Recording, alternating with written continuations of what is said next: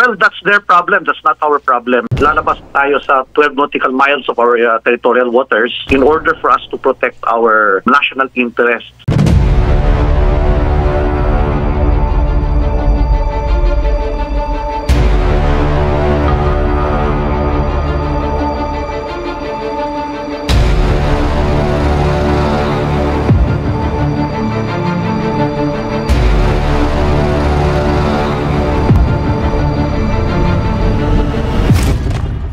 Nagpapanik ng China sa takot. Naiyak kasi Defense Ministry nila na malaman China naman ng malulusob. Ayon sa nakalap nating impormasyon, magsasanay na hanggang dulo ng 200 nautical miles kung paanong China mapapasabog.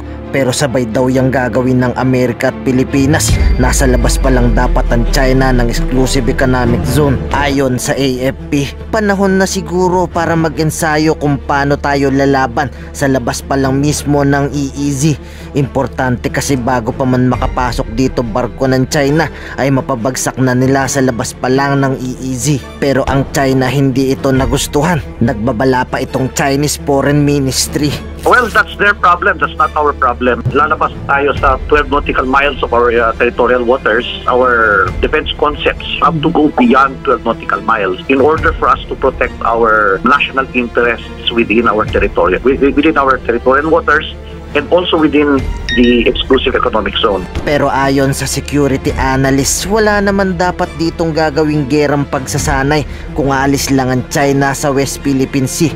Total sila naman talaga ito nagdadalan dito ng away. Umalis ka kung ayaw nyong magkagera sa EEZ. The root cause of this tension is actually the presence of the Chinese forces, naval, coast guard, and maritime militia in our exclusive economic zone. If they will only stay in their own exclusive economic zone, there won't be any tension. The exercise will be conducted in our EEZ. It will not cause tension. Pero buwelta ng Chinese Foreign Ministry, Pilipinas daw talagang kumakaladkad dito ng gera.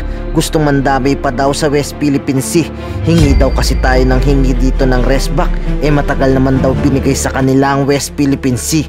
Sabi ng Chinese Foreign Ministry, matagal na raw kinakaladkad ng Pilipinas ang mga bansa sa labas ng rehiyon para back-upan ang pang-uudyok ng Pilipinas nang hindi isinasaalang-alang ang umano'y konsensus ng mga bansa sa Southeast Asia. Ngayon, ikaw bilang Pilipino, ano ang masasabi mo at reaksyon sa balitang ito?